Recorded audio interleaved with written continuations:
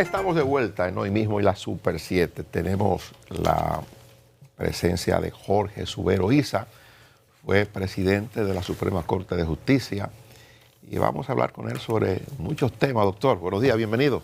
Buenos días, Dani. Felicito por este nuevo SEC, que realmente es una especie de transición de lo análogo a lo digital. Vamos en eso, doctor. Está muy bien, vamos muy bien. A usted le ha correspondido inaugurarlo. Lo felicito, gracias por darme ese privilegio.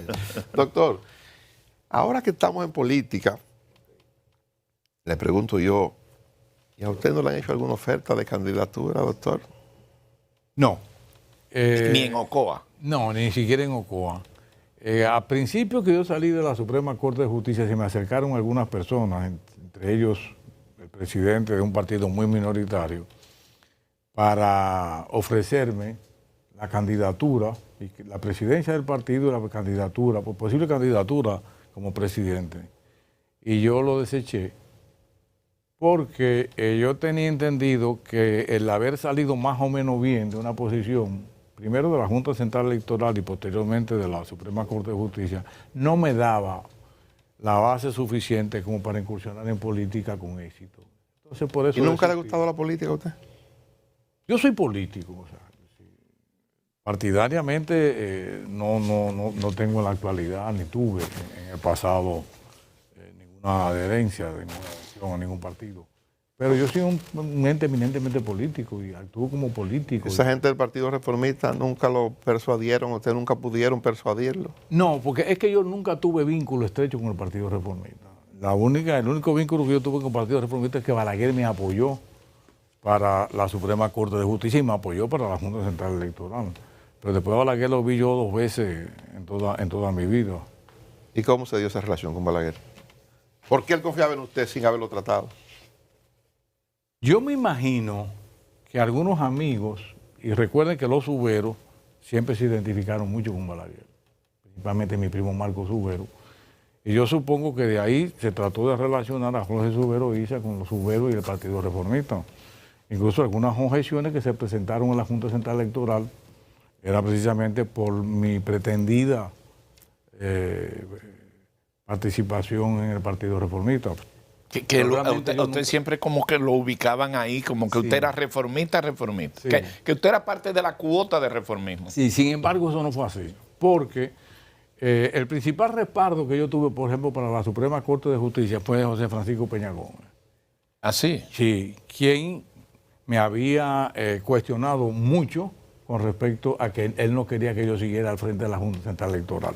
Pero yo siempre he dicho, de yo no haber estado en la Junta Central Electoral, no hubiera pasado a la Suprema Corte de Justicia. Había interés, principalmente del PRD de esa época, de que yo saliera de la Junta Central Electoral porque me atribuían una condición de reformista, y en la Suprema Corte de Justicia no hubo ninguna objeción. Tanto es así que Peña posteriormente lo declaró que no tenía absolutamente ninguna objeción. Me sorprende, doctor, que esa revelación que usted hace, porque la información que se tenía y que se ha manejado, digamos, como moneda común, es que ese acuerdo que se da en ese Consejo de la Magistratura lo impulsan fundamentalmente don Leo Mato Berrido, que es una persona, usted tiene una relación primaria, y lo negocia en lugar de Balaguer, Milagros Ortiz por Peña, y Leonel Fernández como presidente de la República. Que Leonel propone es el jurista que murió, que Bernardo Fernández Pichardo, que luego don Leo lo propone a usted y Milagros propone a don Papi Luciano. Entonces, me extraña que usted me diga que la propuesta suya llega por Peña Gómez, porque todo el tiempo se ha manejado que usted llega vía don Leo Matos, sí, en ese acuerdo. No, perdón, lo que quiero decir con respecto a la posición de Peña Gómez es que me apoyó. No fue que la iniciativa fue de Peña Gómez, él fue de los propulsores, porque cuando a Peña le propone que si tenía alguna objeción, recuerden que Peña Gómez va a dar una declaración en Chile, que la recogió esta muchacha Cela María Lamarche, que fue en el periódico Hoy, donde se oponía rotundamente a que yo siguiera al frente de la Junta Central Electoral, porque mi condición de reformista me inhabilitaba a esos fines. Posteriormente, cuando se le dice a Peña que si tiene alguna objeción para que yo sea presidente de la Suprema Corte de Justicia, dice que no. Incluso consulta con doña Milagro le dice, yo había sido profesor de su hijo Juan, y habla de las condiciones mías. Pero obviamente fue una decisión política, o sea, nunca he negado de que fue una composición política. O sea, la Suprema Corte de Justicia, que resultó en el año 1997, tuvo un componente político, y la oposición, por ejemplo, el papel desempeñado por Leomato Berrido y por Atuey de Caña y doña Milagro fue determinante. Ahora, yo creo que lo más importante de todo eso es que hubo un consenso nacional de todos los partidos políticos, inclusive por Leonel Fernández, que votó por mí como juez de la Suprema Corte de Justicia, pero no como presidente. Sí. Pero después todos los partidos políticos y el grupo y los empresarios y las iglesias estuvieron de acuerdo porque estaban como testigos ahí. ¿Y qué usted cree entonces, doctor, que ha cambiado desde allá hasta acá para que lo que decidan ahora los partidos políticos sea mal visto? O sea, si eso que usted está diciendo hoy, que pasó con usted en ese tiempo, lo decimos hoy, quizá la reacción de la población no sea la misma, porque se entiende que todo lo que deciden los líderes políticos ahora no es bueno para la sociedad. No, es que yo creo que en cualquier sitio del mundo la composición de lo que se llama hoy en día las altas cortes, aquella época era solamente la Suprema Corte de Justicia, tiene un componente político fundamental. O sea, los políticos mueven todo en el mundo entero a nivel de las altas cortes. Aquí no es la excepción. En el mundo democrático y en el mundo no democrático. O sea, los partidos políticos son los que tienen que ver. Por eso es que todas las decisiones que toman las cartas cortes tienen un carácter eminentemente político, porque no hay más nada político que el propio Estado. La decisión más política que tuvo un presidente de Estados Unidos es la designación o la nominación de un miembro de la Suprema Corte. De un miembro de la Corte Suprema. Doctor, aquí ocurre exactamente lo mismo. Vamos a brindarle una tacita de café, Santo Domingo, café del bueno. Pero en eso que... Para que entremos en una parte que usted citaba ahora. Pero quiero profundizar un poco en lo que invitamos el café Santo Domingo al doctor Subero, en algo que citaba Johanna, porque es interesante. ¿Hasta qué punto los propios políticos, y creo que es una reflexión como a partir de esa propia vivencia suya, los propios políticos han demonizado el ejercicio político de seleccionar a figuras para componentes de altas cortes o organismos constitucionales autónomos? Se han encargado ellos mismos de desautorizarse para hacerlo. Sí, yo creo que sí. Yo creo que lo importante no es que elijan políticos, sino que elijan gente honesta, gente seria. Yo voy a poner el ejemplo de don Pedro Romero Confesor, político de pies a cabeza. Toda su vida. Y prácticamente salió de la consultoría jurídica del Poder Ejecutivo de Balaguer a la Suprema Corte de Justicia. Sin embargo, don Pedro jamás llevó un asunto político al seno de la Suprema Corte de Justicia. Y yo dije en una ocasión, y lo repito, yo no le tengo miedo a los políticos. Yo lo que tengo miedo es que los políticos lleven la política al seno de la institución a la que pertenecen. Pero yo creo que el mundo político, aquí en cualquier sitio del mundo, mueven todas las actividades en que se desarrolla el país. Doctor, pasado el tiempo, te recordaba ahora, el doctor Leonel Fernández votó por mí para juez de la Suprema Corte de Justicia, más no votó por usted para hacerlo presidente. Pasado el tiempo, ¿qué cosa operó ahí? Para mantenerlo en la presidencia. Y pasó 2 veces. Exacto. ¿Qué cosa pasó? En el 11 volvió a pasar. Exacto. Mire, yo creo que Leonel, él nunca me lo dijo, Leonel y yo tuvimos una relación que siempre lo he dicho, fue mejor la relación personal que institucional. Mejor la relación personal. Él nunca me lo dijo.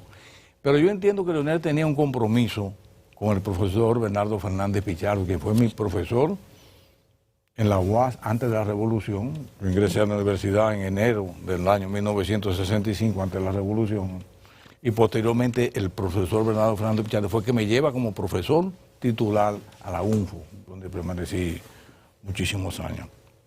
Yo creo que él tenía un compromiso con él. Entonces, ese día, en la última reunión del día 2, amanecer para el 3 de agosto del año 1997, el papel de doña Milagros Ortiz fue fundamental. Por eso que yo siempre he dicho que esa composición de la Suprema Corte de Justicia del 97, la mano de doña Milagros fue muy, muy importante. Ahí se dio cuenta el profesor, el presidente Fernández, que no tenía mayoría, y realmente no tenía mayoría. Él era uno solo. Siendo presidente de la República. Siendo presidente de la República. Yo creo que esa es la importancia que tiene la democrática y el ejercicio democrático, de que los órganos colegiados en un Estado que esté en diferentes partidos, en diferentes posiciones. la posición del profesor Bernardo Fernández. Dijo, bueno, yo no soy presidente, a mí me prometieron ser presidente, yo no acepto. Y no aceptó y envió una carta. Yo recuerdo que el día de la juramentación, el 4 de agosto del 97 en el Palacio Nacional, al ver que él no llegaba, me preguntan a mí, bueno, pero ¿qué pasa? Y el doctor César Pina Toribio, que está ahí vivo, me dice, acaba de enviar una carta el profesor Bernardo Fernández Pichardo que no acepta la posición. Y explica las razones por las cuales no acepta la posición. Pero yo creo que, ¿cómo se produjo ese vínculo, esa relación con Leonel Fernández? Mire, yo creo, Leonel Fernández me respetó mucho.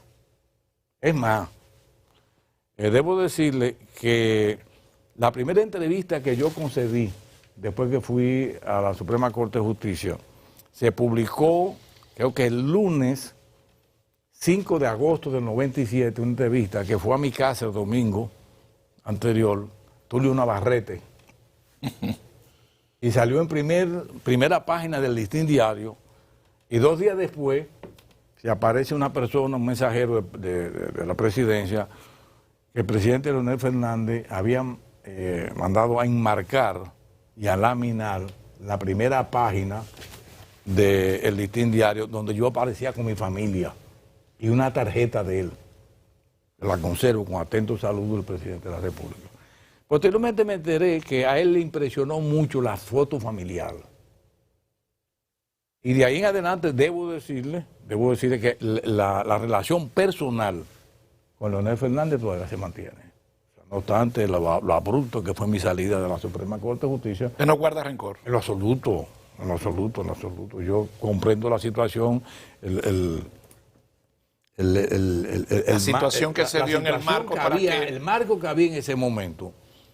Él se sentía que yo no podía darle la protección a él y a los suyos, que posiblemente... No se quebró ningún acuerdo previo, porque usted llegó a esa sesión muy convencido de que usted iba a seguir siendo el presidente. Porque el presidente Leonel Fernández me lo había prometido una semana antes. Exacto. Y sí, yo estaba totalmente seguro. Es más, yo le había dicho en 4 ocasiones a él que yo no quería seguir al frente de la Suprema Corte. Y me dijo que él quería que yo lo acompañara. O sea, usted llegó entendiendo que lo iba a hacer. Sí, hasta que ese mismo día yo me di cuenta que no, porque el magistrado Víctor José Castellano, que era el otro miembro de la Suprema, y yo estábamos sentados. Cuando vimos que los demás miembros del Consejo Nacional de la Magistratura llegaron juntos, que salieron del despacho del presidente, yo le dije a Víctor José, prepárate que el golpe viene. Un cambio de señas. Un cambio de señas. ¿Y a qué se debió eso? Yo creo que el presidente quería cubrirse en salud y no fue una posición, a mi modo de ver, hoy 12 años después, a mi modo de ver no fue una posición personal del presidente, sino fue una posición del partido. Yo creo que a él lo llevaron... Política.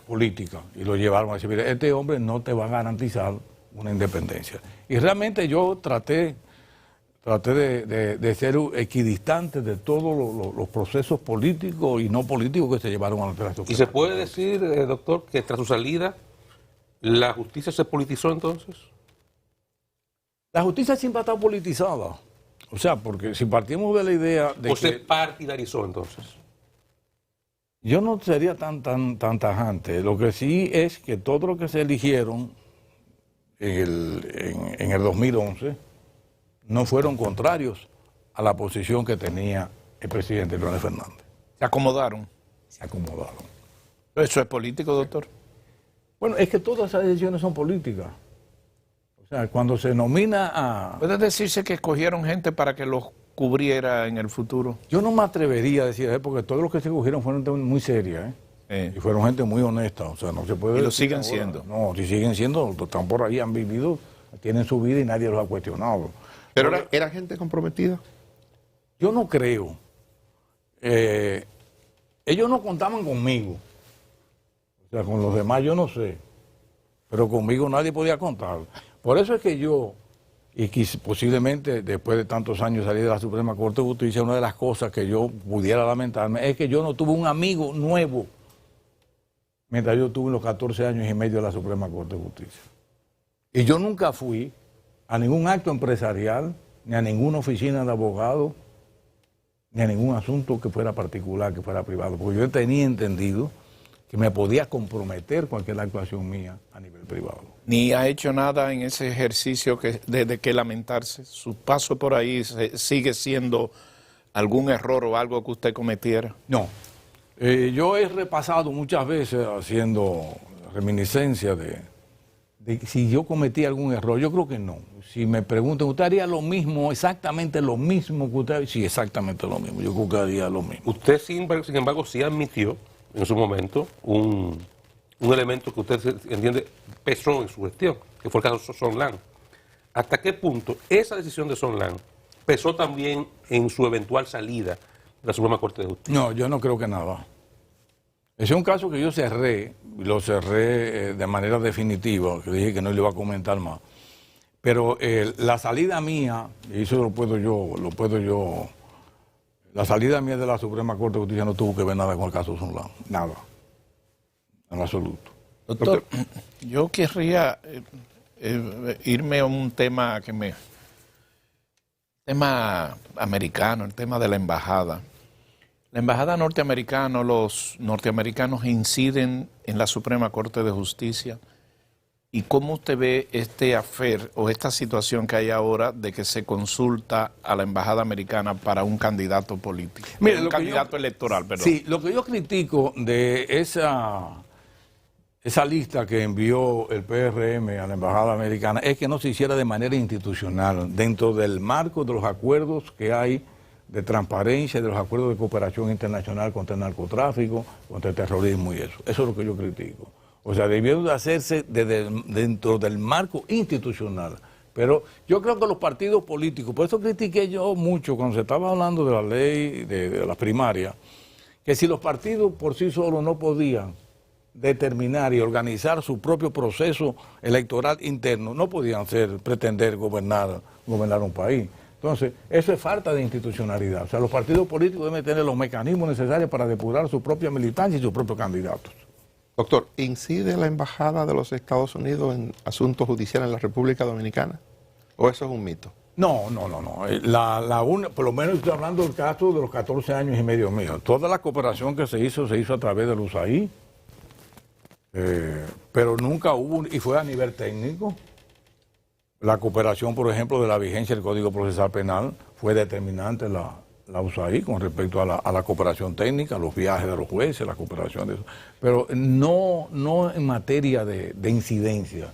¿No le visitaba a usted en ocasiones a algún miembro de la embajada allá a la Suprema Corte de Justicia? Doctor, queremos una cita, queremos verle. Sí, muchas veces, pero nunca para tratarme un tema determinado. Por ejemplo, yo tenía un vínculo que nadie desconoce con Ángel Reter, una relación de amistad de verdad, donde él visitaba mi casa con frecuencia y yo iba a la residencia en la embajada con mucha frecuencia. Sin embargo, nunca me trató un tema donde pudiera yo inclinar la balanza en un sentido o en otro.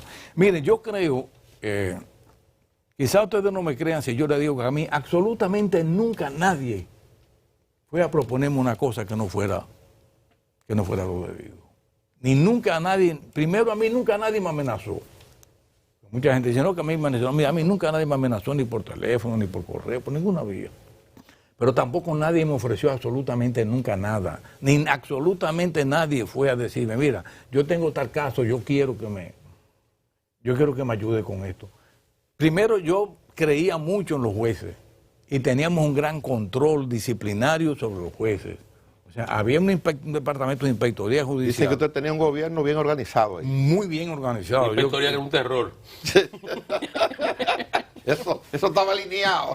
Alguien me habló la palabra, ahora que Oscar habla de terror, alguien me dijo, una consultora internacional que vino aquí, se llama Tirsa Rivera, una costarricense, me dijo, magistrado, yo creo que los jueces, yo no sé si los jueces le temen o los respetan.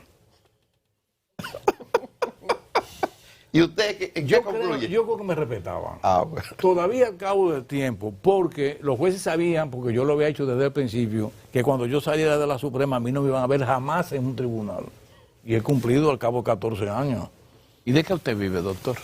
Yo, de mi consultoría. ¿De su renta, de su pensión? No, pues yo ejerzo mi profesión, pero a nivel de consultor. Consultor. Y de Pero asesor. a propósito, Y tiene mucho trabajo. Tengo mucho trabajo. a propósito de Entonces no cuida a liderazgo. los nietos.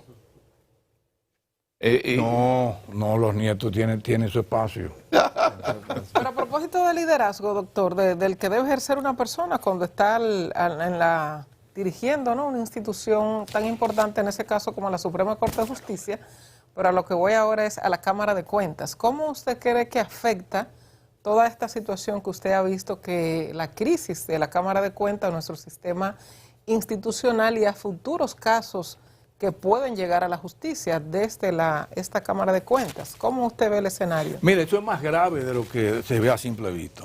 La Cámara de Cuentas es el principal órgano de control externo que tiene el Estado. A mí me tocó mediar en aquella ocasión cuando Andrés Terrero era presidente de la Cámara de Cuentas, mediar entre él y los demás. Y no hubo forma de que llegara a un acuerdo. Las consecuencias estaban ahí. Yo mismo a algunos de ellos les recomendé que renunciaran, se llevaron de mí, y el único que no se llevó de mí, que dijo que no iba a echar el pleito, echó el pleito y lo destituyeron. Y lo perdió. Lo perdió en un juicio político. Eso es grave porque la Cámara de Cuentas tiene un problema que ahora está por enmendarse, y es que las funciones no están establecidas, no están delimitadas. Para comprar un bombillo, y era lo mismo que ocurría en la Junta Central Electoral cuando nosotros llegamos, que para comprar un bombillo, para nombrar un mensajero, tenía que reunirse el pleno.